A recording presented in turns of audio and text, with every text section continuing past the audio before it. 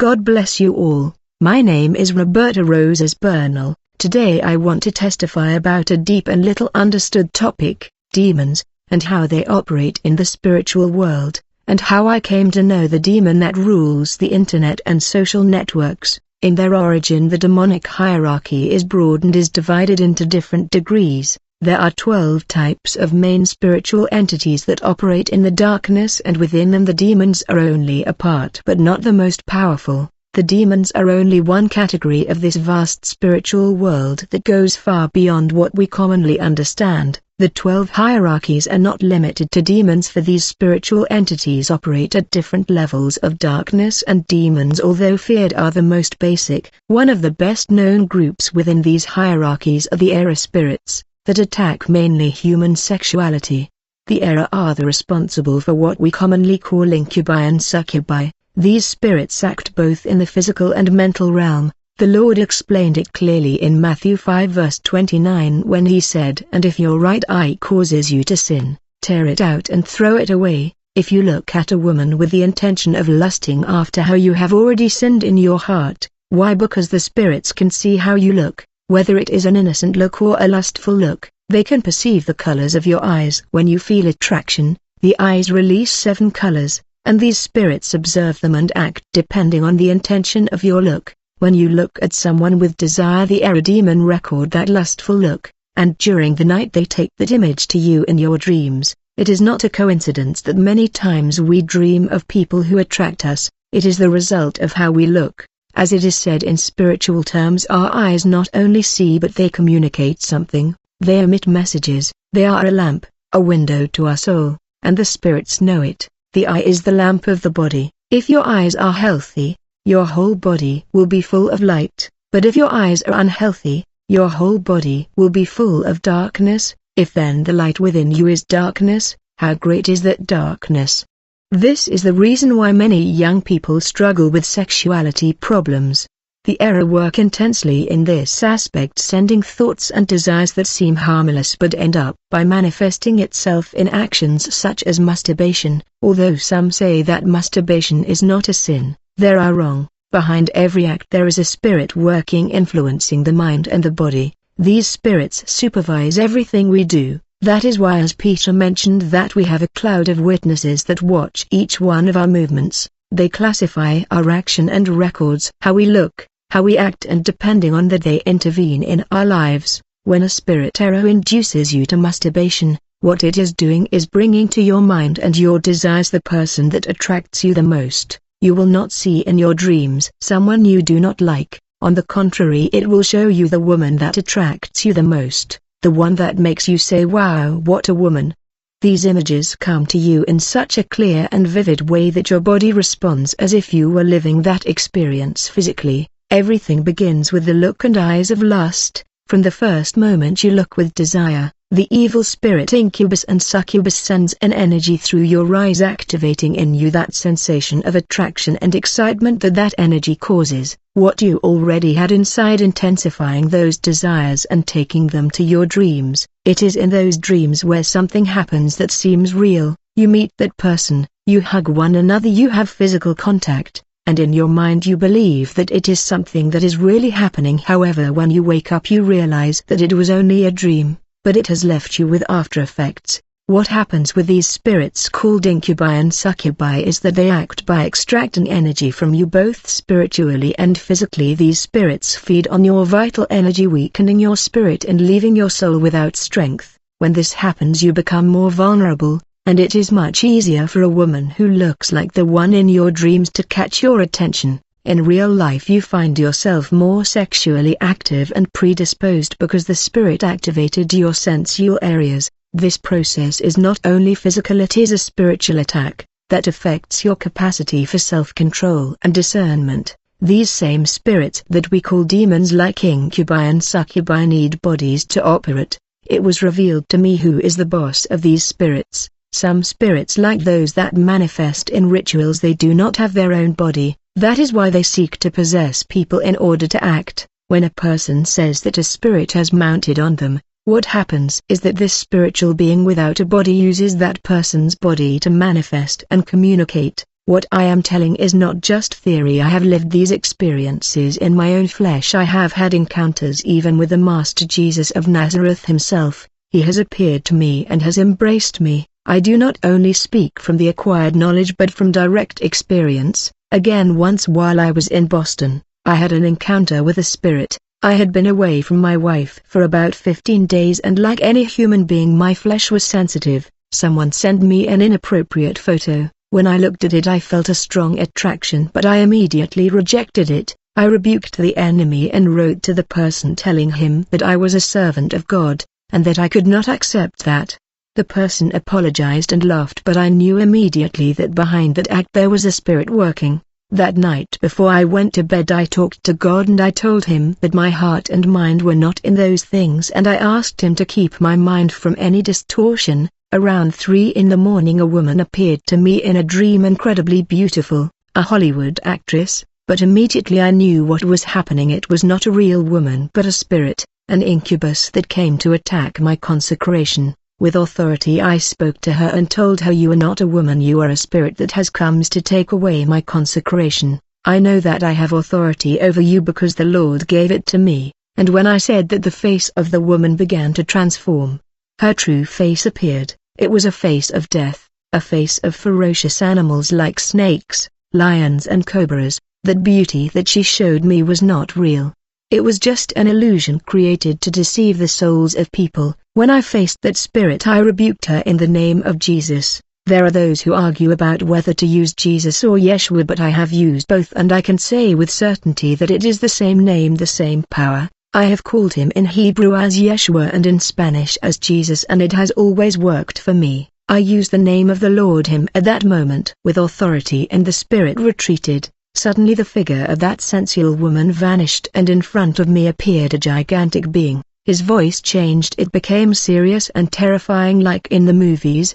He asked me, "Do you want to know who I am?" There was no longer any illusion of beauty. Now it was something much more sinister. I answered firmly, "Yes, tell me who you are, manifest yourself." And he answered, "I am the spirit that governs the internet and social networks, and everything that has to do with pornography, illicit sex, chat and sexual phone calls, sex, adultery, fornication and masturbation. My name is Asmodeus." Asmodeus is one of the 12 main ranks of principalities in the spiritual world, and his dominion is over all sexual perversions. His presence was powerful and he clearly identified himself before me as the one in charge of all those things that poison the humanity. It was not a simple apparition, it was a being that controls a vast area of evil in this world. Many people do not understand the magnitude of what is happening in the spiritual world. Their minds are not open to this reality, and out of ignorance they let these spirits operate without resistance. As I spoke to this spirit I could feel how the spiritual understanding opened up for me in a new way.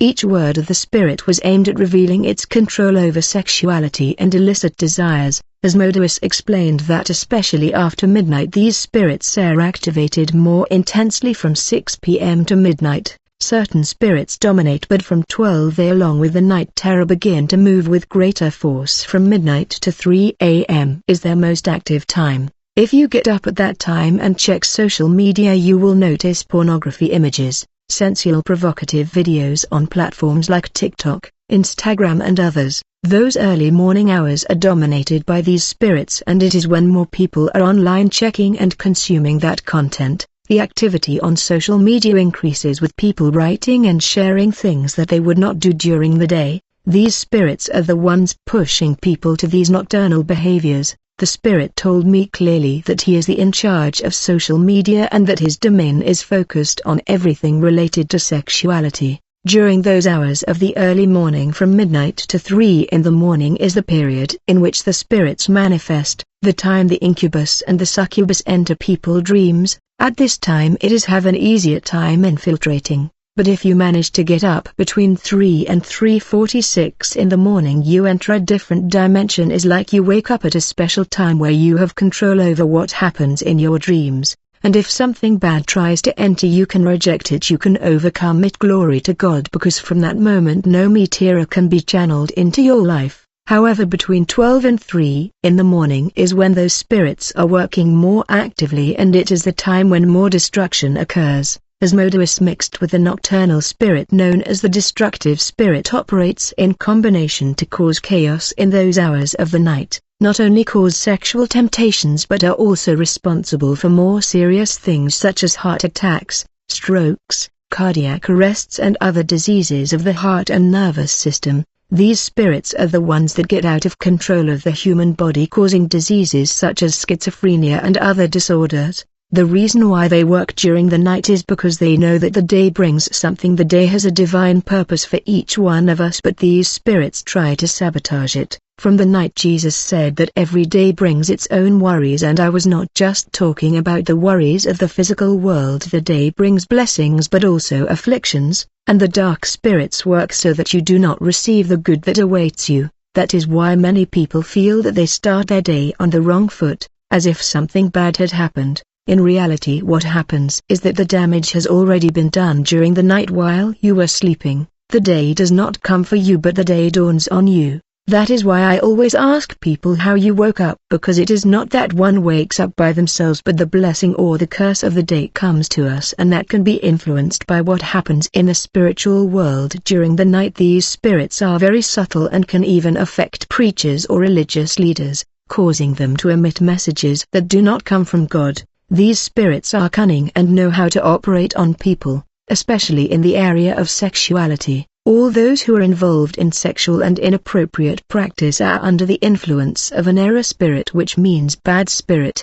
This spirit not only affects heterosexual people but also homosexuals, those who are used by the error to intensify these desires. There are those who unknowingly act under their influence, while others do it consciously, knowing well what they are practicing. However, in both cases there is a spirit that works strongly behind these practices. When the Lord spoke to me about my call, it was powerful. Because since I was a child I was persecuted by a spirit that wanted me to work in that area. However, God never allowed me to get involved beyond that. When I visited the witches, they told me, you have a light, something special walk with you. In places where those things were practiced I saw spirits trying to attract me, but I have fought with these spirits. I have seen them, I have heard them, they have spoken to me in all possible ways, and they have even offered me things that many would want, like money, fame, trips abroad. I remember that one of those offers was to travel. There are people who go to sorcerers to make pacts wanting to travel to the United States, Europe or other countries. They offered it to me without me asking. A spirit appeared to me, had a body and I could see it clearly. And he said, I love you and I want to offer something important. I am going to give you the nations. He began to name countries one after another, and he said, I am going to allow you to travel to those places.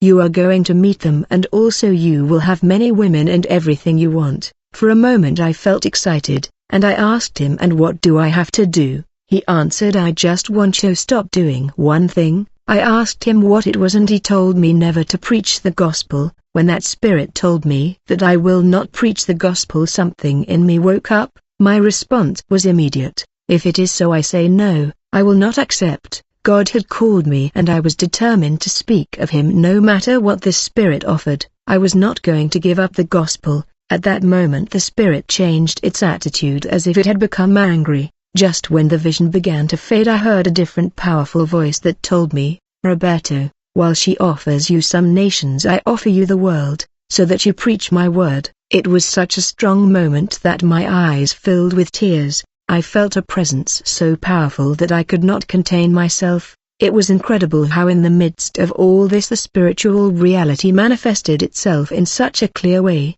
how those spirits really exist and seek to divert us from our purpose. I remember another experience a few years before this revelation. A spirit appeared to me, but this was not just any demon, it was something more like a prince, a governor, and he was wrapped in flames. He wore a long robe like that of a priest with a hood that covered part of it. When I saw him, he said, I want you to understand something. I stood still listening attentively. Then he said to me, when you go to New York, I will be 3 houses near where you will be staying. I was completely stunned. I was not traveling to go anywhere, and much less to New York. I barely had a simple job, nothing that would take me on that type of trip. Surprised, I asked him, "Am I going to travel? Are they going to give me the visa?" Just when he was going to answer me, he made a gesture with his hand and said, "Ask the God that you serve." Then he simply disappeared in the flames. About 3 or 5 years passed from that experience until one day I heard the voice of God directly.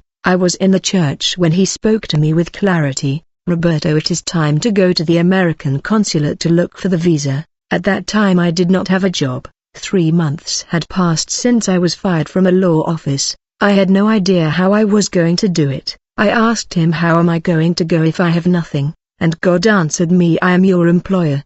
Trusting in that word, I went to the consulate with barely 14,000 pesos in the bank. When they asked me the usual question about my job, just when I was going to answer, I heard the voice of God again telling me, "Shut up, I will speak for you." It was an impressive experience, one more confirmation that the spiritual world is real and that God has absolute control over everything. My encounters with the spiritual world have been countless. I have seen angels, some in human form and others with wings, contradicting those who say that angels do not have wings. The Bible says it clearly, "With 2 wings they cover their body, with 2 they cover their faces, and with 2 they fly." Not everything that is said about them is figurative. There are realities in the spiritual world that are literally true. Not everything in the spiritual world is figurative. Many things are literal. There are times when theophany is used to describe spiritual realities simply because we do not have the necessary understanding to grasp what is happening. There are those who deny the effectiveness of the spiritual world because they cannot see it or touch it, but I have witnessed how real it is. An experience that I will never forget. It was in 2017 while flying from New York to Santo Domingo, passing through the Bermuda Triangle. The plane began to descend rapidly, going down about 4 kilometers in a few minutes. At that moment I thought that everything was over. I closed my eyes and gave myself to God, telling God, "I do not want to go, but if this is my moment, I only ask you to welcome me in your arms." I felt that there was nothing more to do, but at that instant something incredible happened. I opened the eyes of my soul and I found myself outside the plane in the clouds, at the same height as the plane. The first thing I saw was a huge being. The plane seemed small compared to him, but he did not look at me or speak to me. Shortly after, 5 more angels appeared. 2 were placed at the tail of the plane, 2 in the center and 2 in the front. They began to lift the plane with their strength, and at that moment I heard the deep voice of God that echoed throughout the sky telling me, "Roberto, this plane is not going to fall because I am in it." It was such an intense experience that I asked God to lift the plane, and so it was. I saw how the angels lifted it, and little by little the plane stabilized again. That is why I am here today testifying of what I lived. That experience made me understand that we have reduced the spiritual world to something small when in reality it is immensely powerful and real. There are other spirits that do not need to possess anyone because they already have a body of their own. These spirits, although they cannot be seen physically, are capable of communicating directly into people's ears, whispering ideas or words that end up coming out of their mouths. It is common for this to happen with leaders or public figures who sometimes do not realize that the words they are saying do not come from themselves but have been influenced by a spirit that whispered to them what they should say. There are cases in which after speaking, the person cannot even remember why they said certain things.